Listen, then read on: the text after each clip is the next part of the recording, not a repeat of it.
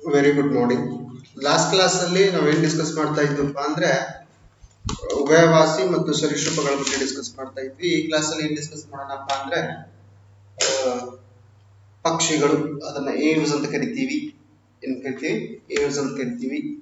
ಆದ್ರೆ ಒಂದ್ ಸ್ವಲ್ಪ ಸರೀಸೃಪಗಳ ಬಗ್ಗೆ ಹೌದಾ ಹೆಚ್ಚಿನ ಪಾಯಿಂಟ್ಸ್ ಗಳನ್ನ ನೋಡೋದಾದ್ರೆ, ಗೋಸುಂಬೆ ಉಸಿರುವಳಿ ಅಂತ ಕರಿತೀವಿ. ದೇಹದ ಬಣ್ಣವನ್ನ ಬದಲಾಯಿಸಬಲ್ಲದು. ಆಮೇಲೆ ತನ್ನ ಎರಡೂ ಕಣ್ಣುಗಳನ್ನ ಯಾವ ಬೆಕ್ಕಾದ ದಿಕ್ಕಿಗೆ, ಒಂದೇ ದಿಕ್ಕಿಗಲ್ಲ, ಯಾವ ಬೆಕ್ಕಾದ ದಿಕ್ಕಿಗೆ ಸ್ವತಂತ್ರವಾಗಿ ಚಲಿಸಬಲ್ಲದು. ಇದು ಪೆಕ್ಯುಲಿಯರ್ ಕ್ಯಾರೆಕ್ಟರ್, ಬೇರೆ ಎಲ್ಲೂ ನೋಡ್ಲಿಕ್ಕೆ ಸಿಗೋದಿಲ್ಲ. ಇನ್ನ ವ್ಯಾರಾನಸ್ ಅನ್ನ ನಾವು ದೈತ್ಯ ಗಾತ್ರದ ಅಲ್ಲಿ ಅಂತ ಕರಿತೀವಿ. ಉಡಾನು ಅಂತ ನಾವು ಕರಿಬಹುದು ಅದನ್ನ. ಇದು ಯಾವುದೇ ಮೇಲ್ಮೈ ಮೇಲೆ ಹಿಡಿತಕ್ಕೆ ಹೆಸರುವಾಸಿ. ಅದಕ್ಕೆ ನಮ್ಮ ಭಾರತ ದೇಶದಲ್ಲಿ ದೊಡ್ಡ ದೊಡ್ಡ ಕೋಟೆಗಳನ್ನ ಹಾಕ್ಲಿಕ್ಕೆ ಹಿಂದಿನ ಕಾಲದಲ್ಲಿ ಏನಪ್ಪಾ ಅಂದ್ರೆ ಉಡಾ ಅಥವಾ ವ್ಯಾರಾನಸ್ ಅನ್ನ ಬಳಸ್ತಾ ಇದ್ರು. ನ್ಯೂಜಿಲೆಂಡ್ ನಲ್ಲಿ ಮಾತ್ರ ಕಾಣುವಂತ ಟುಟಾರ ಎಂಬ ಹಲ್ಲಿ ಜೀವಂತ ಪಳವಳಿಕೆಗೆ ಉದಾಹರಣೆ.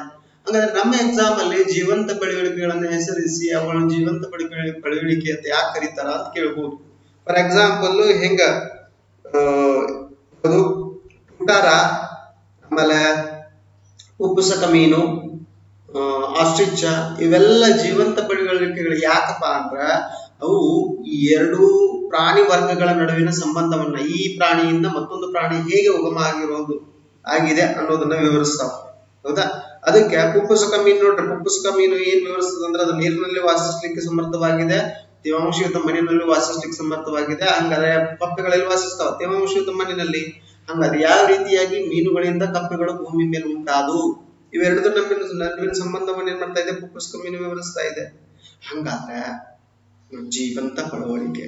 ಅದಕ್ಕೆ ಒಂದ್ ಸ್ವಲ್ಪ ಇಂಥದ್ರ ಕಡೆ ಗಮನ ಕೊಡ್ರಿ. ನ್ಯೂಜಿಲೆಂಡ್ ನಲ್ಲಿ ಮಾತ್ರ ಕಾಣುವಂತ ಟೋಟಾರ ಎಂಬ ಹಲ್ಲಿ ಜೀವಂತ ಪಳವಳಿಕೆಗೆ ಉದಾಹರಣೆ. ಆಮೆ ಅತಿ ಹೆಚ್ಚು ಕಾಲ ಬದುಕಬಲ್ಲಂತಹ ಪ್ರಾಣಿ. 200 ರಿಂದ 300 ವರ್ಷ ಬದುಕಿದಂತಹ ಆಮೆಗಳನ್ನು ನಾವು ನೋಡಿದೀವಿ. ಆಮೇಲೆ ಏನಪ್ಪಾ 300ಕ್ಕಿಂತ ಹೆಚ್ಚು ಹಾವು ಜಾತಿಗಳು, ಎಲ್ಲಾನು ಸರೀಸೃಪಗಳು. ಆದ್ರೆ ಅದರಲ್ಲಿ ವಿಷಯುಕ್ತ ಕೇವಲ 6 ಮಾತ್ರ. ಇನ್ನ ಮೊಸಳೆ ಕಣ್ಣೀರಿನಿಂದ ನೀರ್ ಬಡ್ತಿರ್ತದ. ನಿಜವಾಗ್ಲೂ ಮೊಸಳೆ ಕಣ್ಣೀರನ್ನ ಹಾಕ್ತದ?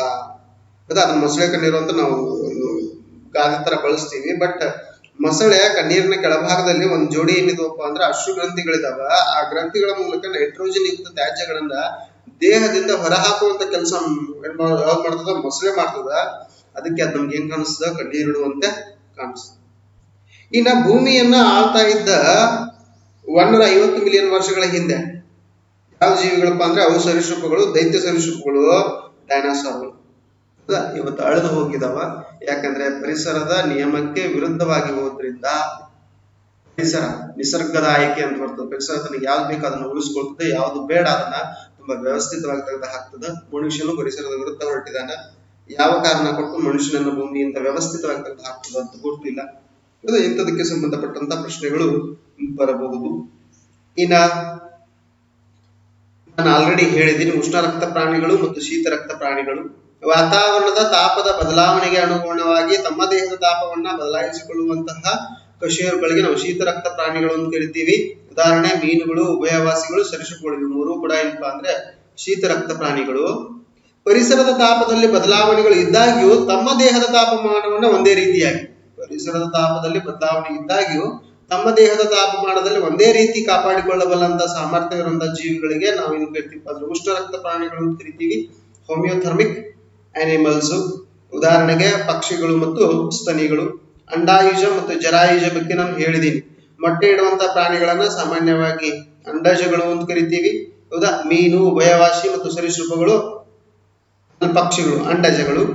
ಮರಿಗಳಿಗೆ ಜನ್ಮ ಕೊಟ್ಟು ಎದೆಹಾಲು ಉಣಿಸುವಂತಹ ಪ್ರಾಣಿಗಳಿಗೆ ನಾವು ಜರಾಯುಜ ಅಂತ ಕರಿತೀವಿ. ಸ್ತನಿಗಳು ಮಾತ್ರ ಜರಾಯುಜ. ಈಗ ಏನಪ್ಪಾ ಅಂದ್ರೆ ಸಾವಿರಾರು ವರ್ಷಗಳ ಹಿಂದೆ ರಚಿಸಲಾದಂತ ನಮ್ಮ ಅನೇಕ ಪ್ರಾಚೀನ ಗ್ರಂಥಗಳಲ್ಲಿ ಕೆಲವು ಪ್ರಾಣಿಗಳನ್ನು ತೆಗೆದುಕೊಳ್ತೀವಿ. ಅಂಡಜಗಳು ಮೊಟ್ಟೆ ಇಡುವಂತ ಪ್ರಾಣಿಗಳು, ಹಾಗೂ ಜರಾಯುಜ ಏನಪ್ಪಾ ಮರಿಗಳಿಗೆ ಜನ್ಮ ಕೊಡುವಂತಹ ಪ್ರಾಣಿಗಳಂತ ವರ್ಗೀಕರಿಸಲಾಗಿತ್ತು. ನಮ್ಮ ವಿಜ್ಞಾನ 15-16ನೇ ಶತಮಾನದಲ್ಲಿ ಬೆಳವಣಿಗೆ ಆಗಿದ್ರೆ ಸಾವಿರಾರು ವರ್ಷಗಳ ಹಿಂದೆ ನಮ್ಮ ಭಾರತೀಯ ಕೆಲವು ಕೃತಿಗಳಲ್ಲಿ ನಾವು ಇದನ್ನ ಅಂಡಜ, ಜರಾಯುಜ ಇಂತಹ ಕಾನ್ಸೆಪ್ಟ್ ಅನ್ನ ನೋಡ್ತೀವಿ. ಹಾಗಾದ್ರೆ ಬಹಳಷ್ಟು ಹೆಚ್ಚು ಟೈಮ್ ಅನ್ನ ತಗೊಳ್ಳದೆ ಪಕ್ಷಿಗಳ ಬಗ್ಗೆ ಅಭ್ಯಾಸ ಮಾಡೋಣ. ಪಕ್ಷಿಗಳಲ್ಲಿ ಮುಖ್ಯವಾಗಿ ಯಾವಪ್ಪ ಅಂದ್ರೆ ಪಾರಿವಾಳ, ಗುಬ್ಬಚ್ಚಿ, ಕಾಗೆ, ಉಷ್ಟ್ರ ಪಕ್ಷಿ, ಬಿಳಿ ಕೊಕ್ಕರೆ ಇವೆಲ್ಲ ಮುಖ್ಯವಾಗಿ ಹಾರುವಂತಹ ಬಾವಲಿಯನ್ನ ಈ ರೀತಿಯ ವಿಶೇಷ ಕ್ಯಾರೆಕ್ಟರ್ಸ್ ಅನ್ನ ಬಿಟ್ಟು ಹಾರುವಂತಹ ರೆಕ್ಕೆಗಳನ್ನು ಹೊಂದಿದಂತಹ ಗರಿಗಳನ್ನು ಹೊಂದಿದಂತಹ ಜೀವಿಗಳೆಲ್ಲ ಪಕ್ಷಿಗಳು. ಪಕ್ಷಿಗಳ ದೇಹವು ಗರಿಗಳಿಂದ ಏನಾಗಿದೆಪ್ಪ ಅಂದ್ರೆ ಆವೃತವಾಗಿದೆ. ಮುಂಗಾಲುಗಳು ರೆಕ್ಕೆಗಳಾಗಿ ಮಾರ್ಪಟ್ಟಿದ್ದು ಹಾರಲು ಸಹಾಯಕವಾಗಿ ರೆಕ್ಕೆಗಳ ಕೆಲಸ ಮಾಡ್ತಾವ. ಅಷ್ಟೇ ಅಲ್ಲ, ದೇಹದ ತಾಪಮಾನವನ್ನ ಸಮತೋಲನದಲ್ಲಿಡ್ಲಿಕ್ಕೆ ಪಕ್ಷಿಯ ರೆಕ್ಕೆಗಳು ಏನ್ ಮಾಡ್ತಾವಪ್ಪ ಅಂದ್ರೆ ಸಹಾಯವನ್ನ ಮಾಡ್ತಾವ. ಪಕ್ಷಿಯ ರೆಕ್ಕೆಗಳು ಏನ್ ಮಾಡ್ತಾವ? ಸಹಾಯವನ್ನ ಮಾಡ್ತಾವ.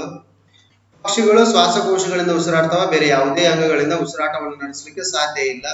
ಪಕ್ಷಿಗಳು ಬಿಸಿ ರಕ್ತದ ಪ್ರಾಣಿಗಳು ಅಂತ ಹೇಳ್ದೆ.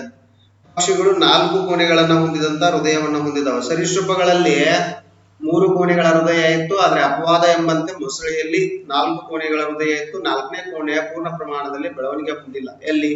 ಮೊಸಳೆ. ಹಂಗಾದ್ರೆ ಯಾವ ರೀತಿಯಾಗಿ ಸರೀಸೃಪಗಳು ಏನಪ್ಪಾ ಅಂದ್ರೆ ಪಕ್ಷಿಯ ಸ್ತನಿಗಳಾಗಿ ಮಾರ್ಪಾಡಾಗಿರ್ಬಹುದು ಅನ್ನೋದನ್ನ ನಮ್ಗೆ ಮೊಸಳೆ ವಿವರಿಸುವಂತ ಕೆಲಸ ಮಾಡ್ತದ. ಪಕ್ಷಿಗಳು ಏನಪ್ಪಾ ಅಂದ್ರೆ ಮೊಟ್ಟೆ ಇಡುವಂತ ಪ್ರಾಣಿಗಳಂತ ಹೇಳಿದೆ. ಅಂಡಾಜಗಳು ಏನು ಅಂಡಾಜಗಳು.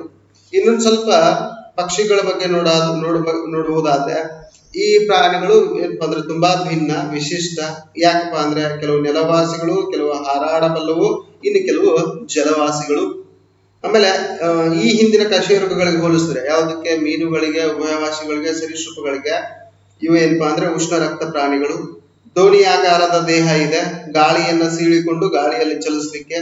ಶಿರ, ವಕ್ಷೋದರ, ಬಾಲ ಅಂತ 3 ಭಾಗಗಳಾಗಿ ಏನ್ ಮಾಡ್ತೀವಿ ಅಂದ್ರೆ ಪಕ್ಷಿಗಳನ್ನ ವರ್ಗೀಕರಿಸ್ತೀವಿ. ನೋಡ್ರಿ, ಈ ಭಾಗ ಶಿರ, ಇದು ವಕ್ಷೋದರ, ಇದು ಬಾಲ. ಇನ್ನ ಹೊರಕಂಕಾಲ ಚರ್ಮದ ಎಪಿಡರ್ಮಿಸ್ ನಿಂದ ಏನಪ್ಪಾ ಅಂದ್ರೆ ಹೊರಚಾಚಿದ ಗರಿಗಳಿಂದ ಕೂಡಿದೆ. ಗರಿಗಳು ರಕ್ಷಣೆ ನೀಡುವುದರ ಜೊತೆಗೆ ದೇಹದ ಉಷ್ಣತೆಯನ್ನ ಕಾಪಾಡೋದು, ಹಾರಾಟಕ್ಕೆ ನೆರವಾಗುವುದು, ಆಮೇಲೆ ಲೈಂಗಿಕ ಆಕರ್ಷಣೆ. ಗರಿಗಳ ಕಾರ್ಯ ಏನು ಅಂತ ನಮ್ಮ ಎಕ್ಸಾಮ್ ಅಲ್ಲಿ ಕೇಳ್ಬಿಡ್ತಾರೆ. ಲೈಂಗಿಕ ಆಕರ್ಷಣೆಗೂ ಏನಾಗ್ತಪ್ಪ ಅಂದ್ರೆ ಗರಿಗಳು ಸಹಾಯ ಮಾಡ್ತಾವ. ಚಲನೆಯ ಅಂಗಗಳು ತಲಾ 5 ಬೆರಳುಗಳನ್ನ ಅಂದ್ರೆ ಹಿಂಗಾಲುಗಳು 5 ಬೆರಳುಗಳನ್ನು ಹೊಂದಿದವ. ಮುಂಗಾಲುಗಳು ಏನಾಗಿದವಪ್ಪ ಅಂದ್ರೆ ಹಾರಾಟಕ್ಕೆ ರೆಕ್ಕೆಗಳಾಗಿ ಗರಿಗಳಾಗಿ ಮಾರ್ಪಾಟಾಗಿದವ. ಒಂದು ಜೊತೆ ಶ್ವಾಸಕೋಶಗಳನ್ನು ನಾವು ಪಕ್ಷಿಗಳಲ್ಲಿ ಕಾಣ್ತೀವಿ.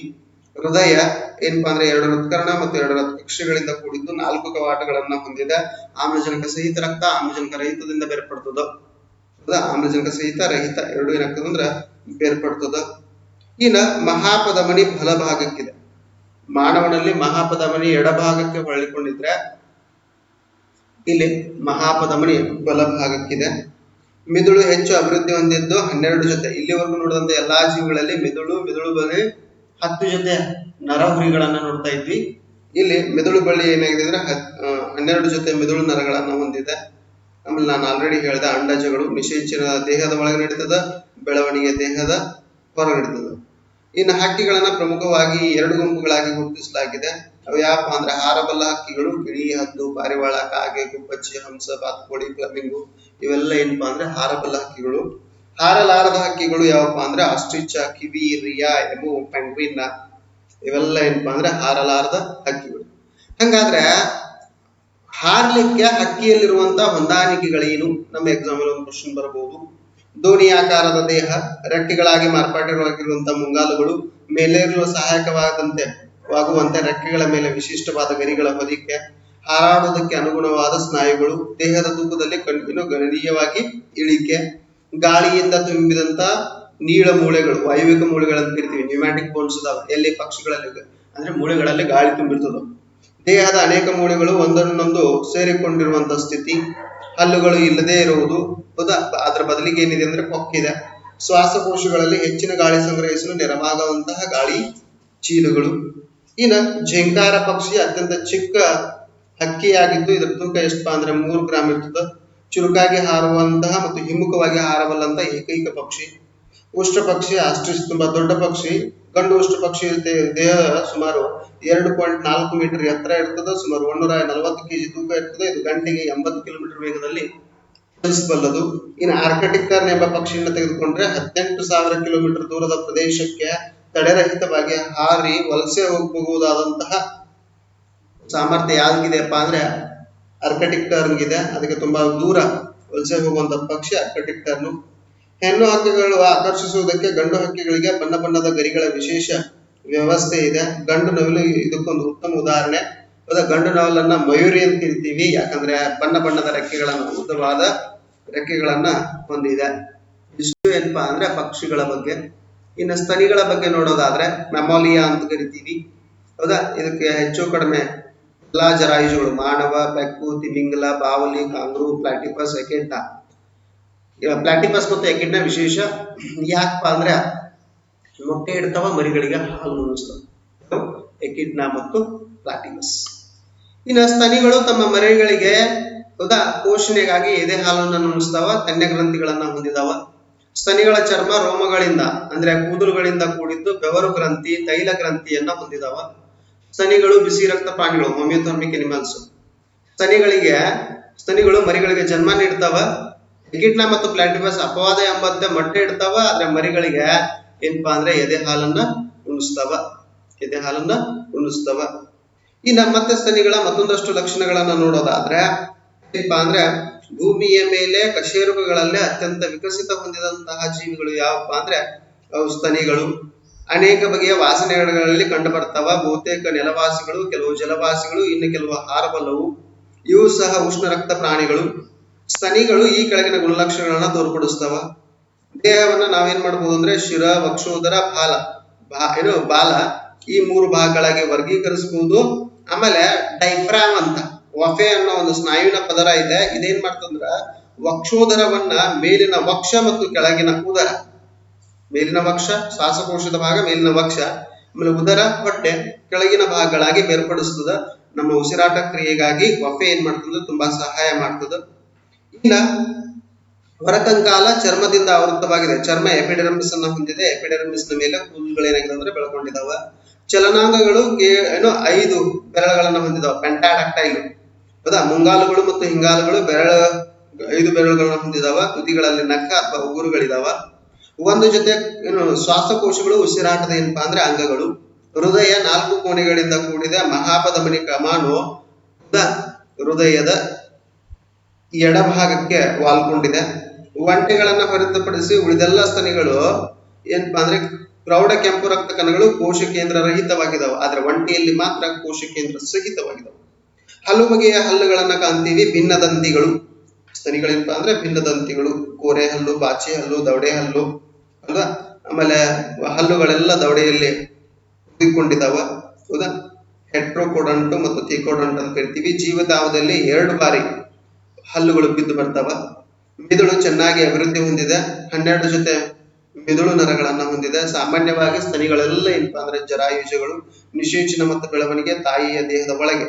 ಭ್ರೂಣಕ್ಕೆ ಏನಪ್ಪಾ ಅಂದ್ರೆ ಜರಾಯು ಪ್ಲಾಸೆಂಟಾ, ಭ್ರೂಣಕ್ಕೆ ಜರಾಯು ಪ್ಲಾಸೆಂಟಾದ ಮೂಲಕ ಪೋಷಣೆ ಏನಾಗ್ತದಂದ್ರ ಒದಗ್ತದ. ಮರಿಜೀವಿಗಳ ಪೋಷಣೆಗಾಗಿ ಹಾಲನ್ನ ಶ್ರಮಿಸುವಂತಹ ಗ್ರಂಥಿಗಳು ಬಿಡುಗಡೆ ಆಗ್ತವೆ. ಎಲ್ಲಿ? ಸ್ತನಿಗಳಲ್ಲಿ. ಇನ್ನು ಸ್ತನಿಗಳನ್ನ ನಾವೇನ್ ಮಾಡ್ತೀವಿ ಅಂದ್ರೆ ಮುಖ್ಯವಾಗಿ ವಿಶೇಷವಾದ ಗುಂಪುಗಳಲ್ಲಿ ವರ್ಗೀಕರಿಸ್ತೀವಿ. ಮೊಟ್ಟೆ ಇಡುವಂತಹ ಸ್ತನಿಗಳು ಯಾವಪ್ಪ? ಎಕಿಡ್ನ ಮತ್ತು ಪ್ಲಾಟಿಪಸ್. ಬಾಹ್ಯ ಚೀಲಯುಕ್ತ ಸ್ತನಿಗಳು ಯಾವಪ್ಪ ಅಂದ್ರೆ ಕಾಂಗ್ರೂ ಮತ್ತು ಓಪೋಸಮ್.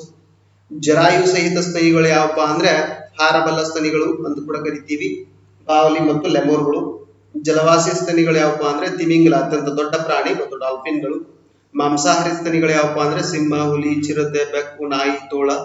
ಸಸ್ಯಾಹಾರಿ ಸ್ತನಿಗಳು ಯಾವಪ್ಪ ಅಂದ್ರೆ ಕುದುರೆ, ಹಸು, ಕತ್ತೆ, ಒಂಟೆ, ಜಿರಾಫೆ. ಆನೆ ಏನಪ್ಪಾ ಅಂದ್ರೆ ಅತ್ಯಂತ ದೊಡ್ಡ ನೆಲವಾಸಿ ಪ್ರಾಣಿ. ಹೌದಾ, ಅತ್ಯಂತ ದೊಡ್ಡ ಪ್ರಾಣಿ ತಿಮಿಂಗಲ, ಆದ್ರೆ ಅದು ಜಲವಾಸಿ. ಅತ್ಯಂತ ದೊಡ್ಡ ನೆಲವಾಸಿ ಪ್ರಾಣಿ ಯಾವಪ್ಪ ಅಂದ್ರೆ ಆನೆ. ತೋಡುವ ಸ್ತನಿಗಳು ಅಂದ್ರೆ ಏನೋ ಸಣ್ಣ ಸಣ್ಣ ಬಿಲಗಳನ್ನ, ಗುದ್ದುಗಳನ್ನ ತೋಡುವಂಥದ್ದು. ಇಲೆಗಳು, ಮೊಲಗಳು, ಅಳಿಲು, ಶೂಗಳು. ಪ್ರಾಮುಖಿಗಳು ಮನುಷ್ಯರೊಂದಿಗೆ ಅತ್ಯಂತ ಹತ್ತಿರದ ಸಂಬಂಧಿಯನ್ನು ಹೊಂದಿದಂತಹ ಜೀವಿಗಳಿಗೆ ಪ್ರಾಮುಖಿಗಳು ಅಂತ ಕರಿತೀವಿ.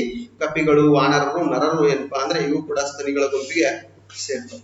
ಹಾಗಾದ್ರೆ ಇಷ್ಟು ಏನಪ್ಪಾ ಅಂದ್ರೆ ಸ್ತನಿಗಳ ಬಗ್ಗೆ. ಇನ್ನ ಪಿಗ್ಮಿಶ್ರು ಒಂದು ಸ್ತನಿ ಅತ್ಯಂತ ಚಿಕ್ಕ ಸ್ತನಿಯಾಗಿದೆ. ಇದರ ತೂಕ ಎಷ್ಟಪ್ಪಾ ಅಂದ್ರೆ 2.5 ಗ್ರಾಂ ತೂಗ್ತದ. ನೀಲಿ ತಿಮಿಂಗಲ ಅತ್ಯಂತ ದೊಡ್ಡ ಸ್ತನಿಯಾಗಿದೆ. 30 ಮೀಟರ್ ಉದ್ದವಿದ್ದು 200 ಮೆಟ್ರಿಕ್ ಟನ್ ತೂಗ್ತದ. ಹಾಗಾದ್ರೆ 30 ಆನೆಗಳ ತೂಕವನ್ನ ಹೊಂದಿದೆ.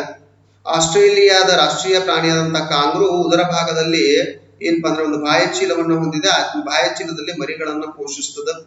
ಮರದ ಮೇಲ್ಮೈ ಮೇಲೆ ವಾಸಿಸುವಂತಹ ಸ್ಲಾತ್ ಎಂಬ ಪ್ರಾಣಿ ನಡೆಯುವಾಗ ಮತ್ತು ನಿದ್ರಿಸುವಾಗಲೂ ತಲೆ ಕೆಳಗಾಗಿ ಇರ್ತದ. ಬಾವಲಿಗಳು ಸಹಜವಾಗಿ ಹಾರಾಟ ಸಾಮರ್ಥ್ಯವನ್ನು ಹೊಂದಿದಂತಹ ಸ್ತನಿಗಳು. ಇವುಗಳು ಏನಪ್ಪಾ ಅಂದ್ರೆ ವಾತಾವರಣವನ್ನ ಎಕೋಲೊಕೇಶನ್ ಅಂತ ಒಂದು ಸಿಸ್ಟಮ್ ಬರ್ತದೆ. ಎಕೋಲೊಕೇಶನ್ ಅಂದ್ರೆ ಏನು? ರೆಡಾರ್ ಮತ್ತು ಸೋನಾರ್ ತಂತ್ರಜ್ಞಾನಗಳನ್ನ ಒಂದ್ ರೀತಿ ಬಳಸ್ಕೊಂಡು ರೆಡಾರ್ ಮತ್ತು ಸೋನಾರು ಬಳಕೆಗೆ ಬಂದಿದ್ದೆ ಬಾವಲಿಯ ಎಕೋಲೊಕೇಶನ್ ತಂತ್ರದ ಮೇಲೆ, ಅಂದ್ರೆ ಶ್ರವಣಾತೀತ ತರಂಗಗಳನ್ನ ಗಾಳಿಯಲ್ಲಿ ಹರಡಿಬಿಟ್ಟು ವಸ್ತು ಎಷ್ಟು ದೂರದಲ್ಲಿದೆ, ಯಾವ ದಿಕ್ಕಿನಲ್ಲಿದೆ, ಎಷ್ಟು ವೇಗದಲ್ಲಿ ಬರ್ತಾ ಇದೆ ಅನ್ನೋದನ್ನ ಕಂಡುಹಿಡಿತೀವಿ. ಬೀವರ್ ಎಂಬ ಸ್ತನಿ ತನ್ನ ವಾಸ್ತುಶಿಲ್ಪ ತಂತ್ರಕ್ಕೆ ಏನಪ್ಪಾ ಅಂದ್ರೆ ಹೆಸರುವಾಸಿ. ಮರದ ತುಂಡುಗಳನ್ನ ಮತ್ತು ಕಲ್ಲುಗಳನ್ನ ಬಳಸಿ ನದಿಯಲ್ಲಿ ಸಣ್ಣ ಸಣ್ಣ ಜಲಾಶಯಗಳನ್ನ ನಿರ್ಮಿಸಿಕೊಳ್ಳಬಲ್ಲದು. ಇಷ್ಟು ಏನಪ್ಪಾ ಅಂದ್ರೆ ಸ್ತನಿಗಳ ಬಗ್ಗೆ. ಹಾಗಾದ್ರೆ ಹೆಚ್ಚು ಕಡಿಮೆ ಜೀವ ವೈವಿಧ್ಯತೆಯನ್ನ ಶಾರ್ಟ್ಕಟ್ ಆಗಿ ಕೆಲವು ಕ್ಲಿಪ್ಗಳಲ್ಲಿ ಡಿಸ್ಕಸ್ ಮಾಡ್ತೀವಿ ಅಂತ ಹೇಳ್ತಾ, ನೆಕ್ಸ್ಟ್ ಕ್ಲಾಸ್ ಅಲ್ಲಿ ಶಬ್ದ ಅಥವಾ ಏನಪ್ಪಾ ಅಂದ್ರೆ ನಮ್ಮ 9ನೇ ತರಗತಿಯಲ್ಲಿ ನೈಸರ್ಗಿಕ ಸಂಪನ್ಮೂಲಗಳನ್ನು ಡಿಸ್ಕಸ್ ಮಾಡೋಣ ಅಂತ ಹೇಳಿ. Thank you so much.